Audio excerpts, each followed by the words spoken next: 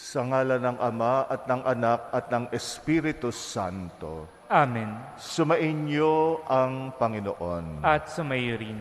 Mayang gabi ay linggo na ng palaspas at sa huling araw na ito ng bago magmahal na araw, inihahanda natin ang kalooban natin na pagnilayan sa mas malalim na paraan ang pagkapakasakit, pagkamatay at muling pagkabuhay ng ating Panginoon. Itinatalaga natin ang sarili natin sa kalinis-linisang puso ng mahal na Birhen, siya na nakiisa sa pagdurusa ng kanyang anak. Aminin natin ang ating mga kasalanan upang maging marapat tayong gumanap sa banal na pagdiriwang. Panginoong Hesus, nagdusa ka para sa amin. Panginoon, kaawaan mo kami. Panginoon, kaawaan mo kami. Panginoong Hesus, nagpakasakit ka alang-alang sa amin. Kristo, kaawaan mo kami. Kristo, kaawaan mo kami. Panginoong Hesus, ikaw ay nag-alay ng buhay sa krus upang kami ay maligtas. Panginoon, kaawaan mo kami. Panginoon, kaawaan mo kami. Kaawaan tayo ng makapangyarihang Diyos, patawarin tayo sa ating mga kasalanan at patnubayan tayo sa buhay na walang hanggan. Amen. Manalangin tayo. Ama naming makapangyarihan, bagaman lagi mong ginaganap ang pagliligtas sa lahat, subalit ngayoy higit mo itong kinukusang aming ikagalak. Tunghayan mo kaming iyong mga hinirang upang ang iyong pagtulong at paglingap na maasahan ay siyang magpatatag sa mga kaanib ng iyong sambayanan at sa mga magiging kaanib pa pagsapit ng pagkabuhay. Sa pamagitan ng Jesucristo kasama ng Espiritu Santo, magpasawalang hanggan. Amen.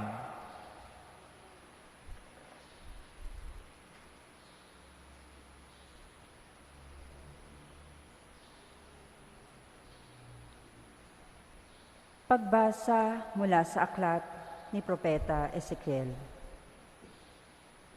Ito ang ipinasasabi ng Panginoon. Titipunin ko ang mga Israelita mula sa mga dakong kinatapunan nila upang ibalik sila sa sarili nilang bayan. Sila'y pag-iisahin ko na lamang. Isa lamang ang magiging hari nila. Hindi na sila mahahati. Sila'y gagawin kong isa na lamang kaharian. Hindi na sila sasamba sa Diyos-Diyosan, ni gagawa ng kasuklam-suklam na mga bagay o anumang paglabag. Hindi na sila tatalikod sa akin. Lilinisin ko sila. Sila ang magiging bayan ko, at ako ang magiging Diyos nila. Isang tulad ng lingkod kong si David ang magiging hari nila. Susundin na nilang mabuti ang aking mga utos at tuntunin. Sila'y doon na maninirahan sa lupaing tinirhan ng kanilang mga ninuno, sa lupaing ibinigay ko kay Jacob. Sila at ang kanilang mga anak at magiging anak ng mga anak ay doon mananatili habang panahon. Isang haring tulad ni David na aking lingkod ang magiging pinuno nila magpakailanman. Gagawa ako ng isang tipan sa kanila. Ito ay tipan ng kapayapaan at mamamalagi magpakailanman. Pagpapalain ko sila at pararamihin. Itatayo ko sa kalagitnaan nila ang aking templo. Ako'y mananatiling kasama nila magpakailanman. Ako ang magiging Diyos nila, sila ay magiging bayan ko. At kung mananatili sa kalagitnaan nila ang aking templo, malalaman ng lahat ng bansa na akong Panginoon ang humirang sa Israel upang maging akin. Ang salita ng Diyos. Salamat sa Diyos. Pumapatnubay na Diyos ay pastol na kumukupkop. Pumapatnubay na Diyos ay pastol na kumukupkop. Mga bansa, pakinggan ninyo ang sabi ng poon at ipahayag ninyo sa malalayong lupain. Pinapangalat ko ang mga anak ni Israel, ngunit sila'y muli kong titipunin at aalagaan, gaya ng pagbabantay ng isang pastol sa kanyang mga tupa. Pumapatnubay na Diyos ay pastol na kumukupkop. Sapagkat tinubos ng poon si Jacob at pinalaya sa kapangyarihan ng kaaway na lubhang makapangyarihan at malakas. Aakyat silang nagsisigawan sa tuwa patungo sa bundok ng Sion, tigib ng kaligayahan dahil sa mga pagpapala ng poon. Pumapatnubay na Diyos ay pastol na kumukupkop. Kung magkagayon, sasayaw sa katuwaan ang mga dalaga, makikigalak, pari mga binata at matatanda. Ang kanilang dalamhati ay magiging tuwa. Papalitan ko ng kagalakan ang kanilang kalungkutan. Pumapatnubay na Diyos ay pastol na kumukupkop.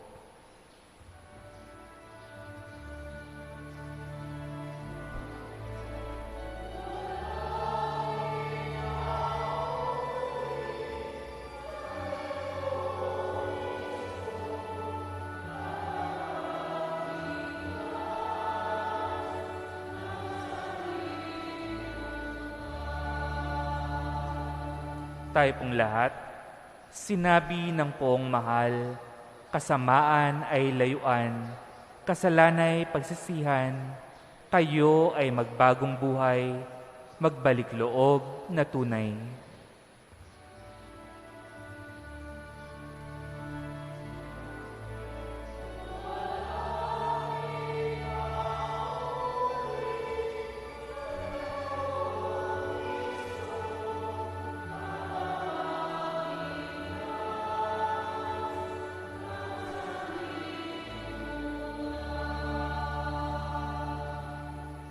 Sumainyo ang Panginoon.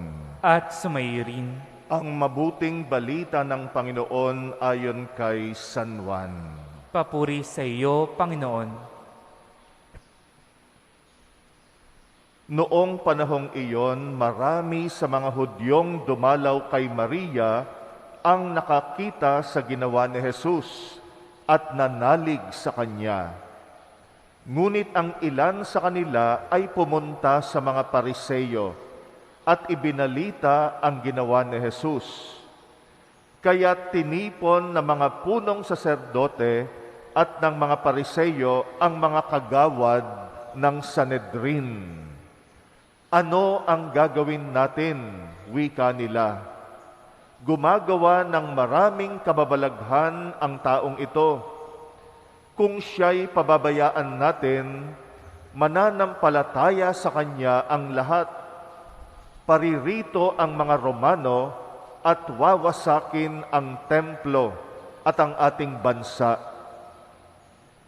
Ngunit isa sa kanila, si Caifás, ang pinakapunong saserdote noon, ay nagsabi ng ganito, "Ano ba kayo? Hindi ba ninyo naiisip na mas mabuti para sa atin na isang tao lamang ang mamatay alang-alang sa bayan, sa halip na mapahamak ang buong bansa?" Sinabi niya ito hindi sa ganang kanyang sarili lamang. Bilang pinakapunong saserdote ng panahong iyon, hinulaan niyang mamamatay si Jesus dahil sa bansa. At hindi dahil sa bansang iyon lamang, kundi upang tipunin ang nagkawatak-watak na mga anak ng Diyos. Mula noon, binalangkas na nila kung paano ipapapatay si Jesus, kaya't hindi na siya hayagang naglakad sa Judea.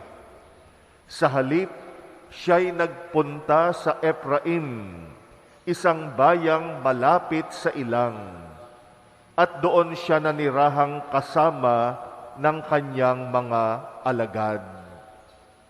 Nalalapit na ang pista ng Paskwa.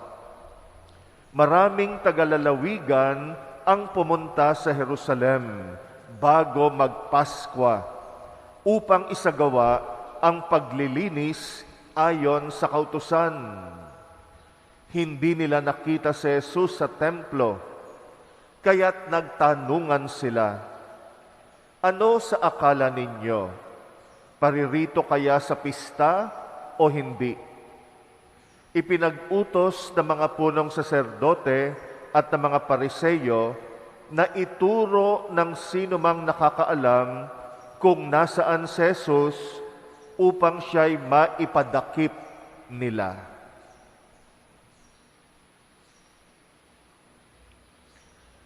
Ang mabuting balita ng Panginoon. Pinupuri ka namin, Panginoong Jesucristo. Maging ang pagkakamali natin ay ginagawa ng Diyos na pagkakataon para ipahayag niya yung kanyang planong pagliligtas sa atin. Ginagawa niyang sandali ng grasya kahit yung pagkakamali natin. Sa unang pagbasa natin, ipinahayag ni Ezekiel ang pagbabalik ng bayan ng Diyos sa kanilang sariling bayan. Kung babalikan natin ang kasaysayan ng Israel, dahil sa kanilang katigasan ng ulo at pagsuway sa Diyos, ay naitapon sila sa ibang bansa. Sinakop sila ng mga banyaga. Ang pinakahuling sumakop sa kanila na ipinatapon sila yung mga taga-Babylonia. Kaya doon nagdusa sila. Pero doon din sa ibang bansa, doon sila nagising. Doon nila napagnilay-nilay kung ano yung nawala sa kanila dahil sa kanilang katigasan ng ulo. Nung sila ay nasa ibang bansa, doon sila dinalisay na purify. Kaya naman sa loob ng maraming taon, naging sandali ng grasya yung naging bunga ng pagkakamali nila. Kaya ngayon, sa ating unang pagbasa, ipinahayag na ng Diyos sa pamagitan ni Ezekiel na makakabalik na sila sa sarili nilang bansa. Yung naitapon sila sa ibang bansa, bunga yon ng kanilang pagkakasala, bunga ng kanilang pagkakamali, pero naging sandali ng grasya sa kanila. Kung hindi sila naitapon doon sa ibang bansa, hindi siguro sila magigising. Maraming mga magagandang bagay ang naganap nung ipinatapon sila sa Babylonia. Isa na dyan, yung pagsusulat ng Biblia. Kaya nung panahon na nandoon sila sa exile na tinatawag, nung ipinatapon sila doon, doon nila sinulat yung kanilang tradisyon, religious tradition, naging bunga yung Biblia natin ngayon. Kaya marami pang mga magagandang bagay, mga grasya ng Diyos na ginawa ng Panginoon. Kahit yung pagkakatapon nila doon, bunga ng kanilang pagkakamali. Isang patunay na kahit sa mga panahon na nagkasala tayo, panahon na nagkamali tayo sa buhay, ginagawa ng Diyos na pagkakataon para ipahayag o isulong yung kanyang planong pagliligtas sa atin. Ganito na naman sa Ebanghelyo natin ngayon. Pinagpaplanuhan nilang patayin si Jesus. Pinagpaplanuhan nilang iligpit si Jesus. Kasi nga, hadlang sa kanilang interes, hadlang sa kanilang mga plano. Pero yung pagpapako nila kay Jesus sa krus, ito ang magiging daan ng katubusan ng sangkatauhan. Pinagpaplanuhan nilang patayin si Jesus, hindi nila alam, yon ang magiging pagkakataon na tutubusin ni Jesus ang sangkatauhan. Kaya nga kahit sa mga maling desisyon natin sa buhay, kahit sa mga pagkakamali natin, ginagawa ng Diyos na pagkakataon para manaig pa rin yung kanyang plano at kalooban. Ganon din tayo, marami tayong mga maling desisyon sa buhay. Marami tayong mga desisyon na sana hindi natin ginawa. Pero, sabi nga, everything is grace. Lahat ng bagay ay grasya. Kahit yung mga pagkakamali natin sa buhay, kapag ka ito ay pinagnilayan natin sa liwanag ng inspirasyon ng Diyos, nagiging pagkakataon ng grasya. Natututo tayo sa mga pagkakamali natin. Marami tayong nagigising tayo sa katotohanan sa mga pagkakamali natin. Kaya kahit sa mga panahon na nagkamali tayo, ay huwag tayong titigil, lalo na o huwag tayong mawawala ng pag-asa, o huwag tayong ma-discourage na nagkamali tayo sa buhay. Bigyan natin ng daan yung pagpapatawad maging sa ating sarili. At kapag napatawad natin yung sarili natin, marami tayong matutuklasan na inspirasyon ng Diyos. Yung mga pagkakamali natin nagiging pagkakataon para maging mas malakas tayo, mas marunong tungkol sa Panginoon, sa buhay, nagiging sandali ng grasya yung mga pagkakamali natin sa buhay. Siyempre, iniiwasan nating magkamali. Iniiwasan nating magkasala. Pero sakali man na madapa tayo sa buhay, ay huwag tayong mawala ng pag-asa. Sabi nga, kapit lamang sa Panginoon. Magbalik loob lamang sa Panginoon. At pag nilay-nilayan natin yung mga naging pagkakamali natin, at hayaan natin yung grasya ng Diyos kumilos pa rin kahit nagkaroon tayo ng maraming pagkakamali sa buhay. Sa paghahanda natin sa mga mahal na araw, muli nating ituon ang sarili natin sa pagpapakasakit ni Jesus. Naipako si Jesus sa krus dahil sa kasalanan ng tao. Pero ito ay naging pagkakataon ng ating kaligtasan at katubusan.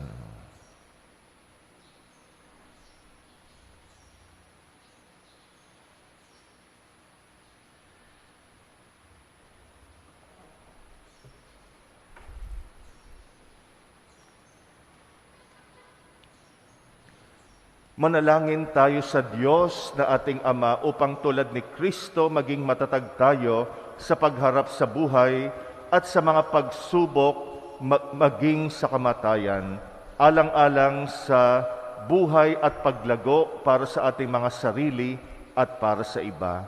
Ating itugon, Ama, gawin mo kaming kalugod-lugod na handog sa iyo.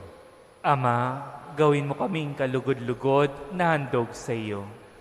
Ang mga hindi Kristiyano naway makakilala kay Jesus na namatay para sa lahat. Manalangin tayo sa Panginoon. Ama, gawin mo kaming kalugod-lugod na handog sa iyo. Ang mga Kristiyanong napahiwalay naway mag-ukol ng higit na pagtatalaga ng sarili sa ekumenismo. Manalangin tayo sa Panginoon. Ama, gawin mo kaming kalugod-lugod na handog sa iyo. Ang mga may kapangyarihan naway mag-alay ng sarili sa pagtataguyod ng katotohanan at katarungan. Manalangin tayo sa Panginoon. Ama, gawin mo kaming kalugod-lugod na handog sa iyo. Ang lahat ng Katoliko naway makadama na sila ay may natatanging kaugnayan sa isa't isa dahil sa iisang pananampalataya. Manalangin tayo sa Panginoon. Ama, gawin mo kaming kalugod-lugod na handog sa iyo. Ang mga inang nawala ng anak, naway hindi maigupo ng bigat ng kanilang dinaramdam. Manalangin tayo sa Panginoon. Ama, gawin mo kaming kalugod-lugod na handog sa iyo. Tahimik nating idalangin ang ating mga personal na kahilingan. Alalahanin natin ang mga kapatid natin na humihiling ng ating panalangin, lalo na ang mga may sakit at nasa bingit ng kamatayan. Ipagdasal din natin ang intensyon na mga kapatid nating nagpapamisa para sa pagdiriwang na ito.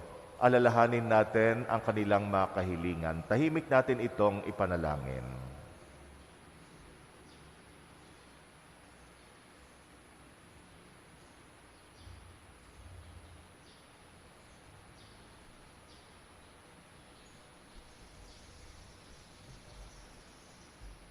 Panginoon, maging sa pagkakamali namin, nawa huwag kaming mawalan ng loob, at nawa ibukas namin ang aming sarili sa iyo, at hayaan namin ang grasya mo na kumilos, kung kaya't kahit sa gitna ng aming pagkakamali, ito'y nagiging pagkakataon ng iyong pagmamahal at pagliligtas. Ikaw na aming Panginoon, magpasawalang hanggan. Amen.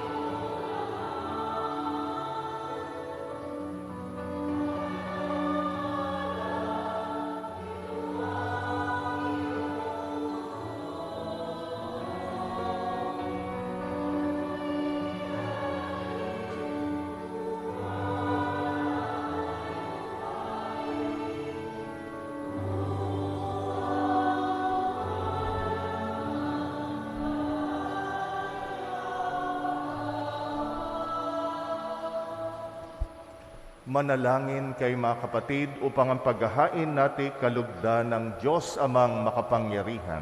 Tanggapin nawa ng Panginoon ito paghahain sa iyong mga kamay, sa kapurihan niya at karangalan sa ating kapakinabangan at sa buong sambayan niyang banal. Ama naming lumikha, kami ay iyong dinudulutan ng walang hanggang buhay sa pagpapahayag namin ng pagsampalataya sa iyong ngalan, sa pagdiriwang ng muling pagsilang nung kami binyagan. Tanggapin mo ang aming mga alay at panalangin upang ang mga umaasang magiging kaanib ng iyong sambayanan ay huwag masiphayo sa kanilang inaasam, at ang mga umaasang patatawarin sa kasalanan ay tumanggap ng kanilang nilulunggating makamtan. Sa pamagitan ng Jesucristo kasama ng Espiritu Santo, magpasawalang hanggan. Amen. Sumainyo ang Panginoon. At sumayo rin. Itaas sa Diyos ang inyong puso at diwa. Itinasan namin sa Panginoon. Pasalamatan natin ang Panginoong ating Diyos. Marapat na siya ay pasalamatan. Ama naming makapangyarihan, tunay ngang marapat na ikay aming pasalamatan sa pamagitan ng Jesucristong aming Panginoon. Sa pagpapakasakit ng gilo mong anak, ang sangkatauhay minarapat mong magpahayag ng iyong dakilang pag-ibig sa lahat na pawang nais mong tubusin ng Mesiyas. Sa harap ng iyong kadakilaan, kapos ang dila naming magsaysay sa pag-ibig na makapangyarihang sa krus ay itinanghal. Sa krus ipinasyang patawarin ang mga tao. Sa krus nagtagumpay ang ipinakong Kristo. Kaya kaisa ng mga anghel na nagsisiawit ng papuri sa iyo, nang walang humpay sa kalangitan kami nagbubunyi sa iyong kadakilaan.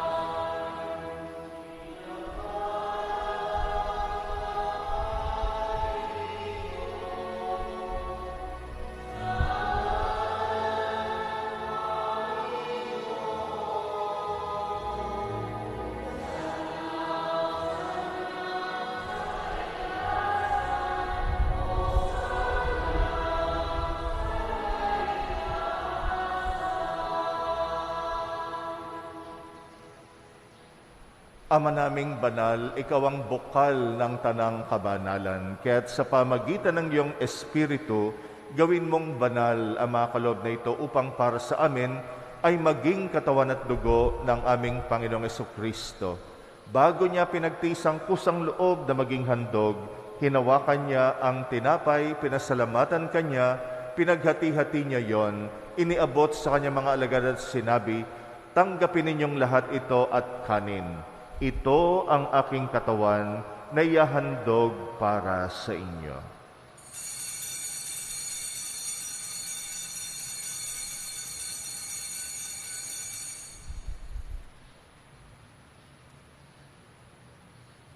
Gayon din naman, nung matapos ang hapunan, hinawakan niya ang kalis, muli kanyang pinasalamatan, iniabot niyang kalis sa kanyang mga alagad at sinabi, "Tanggapin ninyong lahat ito at inumin. Ito ang kalis ng aking dugo, ng bagot walang hanggang tipan. Ang aking dugo na ibubuhos para sa inyo at para sa lahat, sa pagpapatawad ng mga kasalanan. Gawin ninyo ito sa pag-alala sa akin."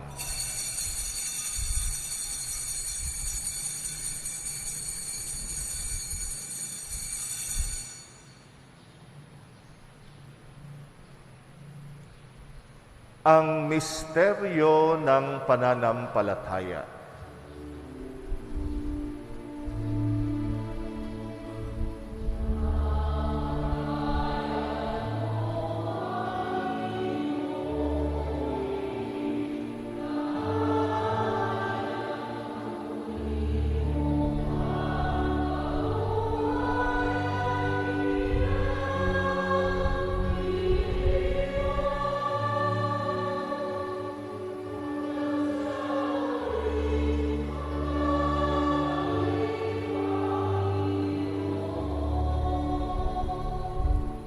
Ama, ginagawa namin ngayon ang pag-alala sa pagkamatay at muling pagkabuhay ng iyong anak.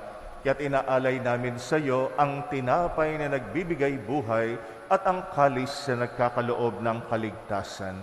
Kami nagpapasalamat dahil kami iyong minarapat tumayo sa harap mo para maglingkod sa iyo. Isinasamo namin kaming magsasalo-salo sa katawan at dugo ni Kristo'y mabuklod sa pagkakaisa sa pamagitan ng Espiritu Santo. Amalingapin mo ang iyong simbahang laganap sa buong daigdig. Puspusin mo kami sa pag-ibig kaysa ni Francisco na aming Papa at ni Jose na aming Obispo at ng Tanang Kaparian. Alalahanin mo rin ang mga kapatid naming nahimlay na may pag-asang sila'y muling mabubuhay. Gayon din ang lahat ng mga pumanaw. Kaawaan mo sila at patuloyin sa iyong kaliwanagan.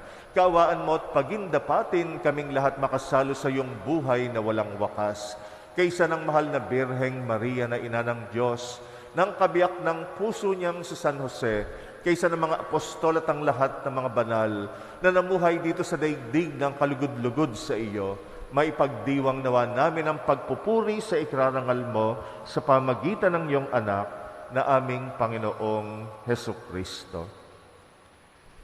Sa pamamagitan ni Kristo, kasama niya at sa Kanya, ang lahat ng parangal at papuri ay sa iyo, Diyos Amang makapangyarihan, kasama ng Espiritu Santo, magpasawalang hanggan.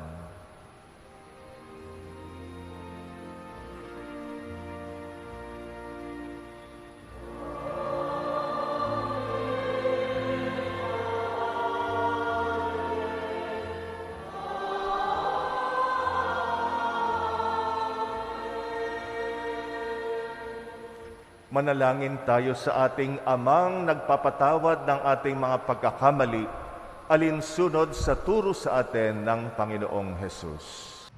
Ama namin, sumasalangit ka, sambahin ang ngalan mo, mapasa amin ang kaharian mo, sundin ang loob mo dito sa lupa para ng sa langit. Bigyan mo kami ngayon ng aming kakanin sa araw-araw, at patawarin mo kami sa aming mga sala para ng pagpapatawad namin sa nagkakasala sa amin, at huwag mo kaming ipahintulot sa tukso at iadya mo kami sa lahat ng masama. Hinihiling namin kami iadya sa lahat ng masama, pagkalooban ng kapayapaan, araw-araw iligtas sa kasalanan, ilayo sa lahat ng kapahamakan, samantalang aming pinananabikan ang dakilang araw ng pagpapahayag ng tagapagligtas naming si Jesucristo. Sapagkat iyo ang kaharian at ang kapangyarihan at ang kapurihan magpakilanman. Amen. Panginoong Jesucristo, sinabi mo sa iyong mga apostol, kapayapaan ang iniiwan ko sa inyo, ang aking kapayapaan ang ibinibigay ko sa inyo. Tunghayan mo ang aming pananampalataya, huwag ang aming pagkakasala. Pagkalooban mo kami ng kapayapaan at pagkakaisa, ayon sa iyong kalooban kasama ng Espiritu Santo, magpasawalang hanggan. Amen. Ang kapayapaan ng Panginoon ay laging sumainyo. At sumainyo rin. Magbigayan kayo ng kapayapaan sa isa't isa. Peace be with you.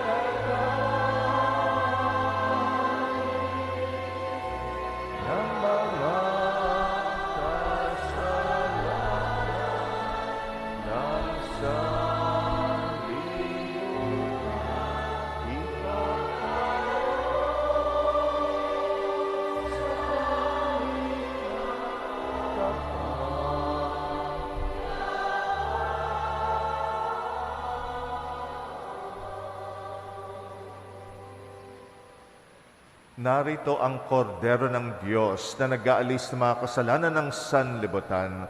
Mapalad ang mga inaanyayahan sa kanyang piging. Panginoon, hindi ako karapat-dapat na magpatuloy sa iyo. Ngunit sa isang salita mo lamang ay gagaling na ako.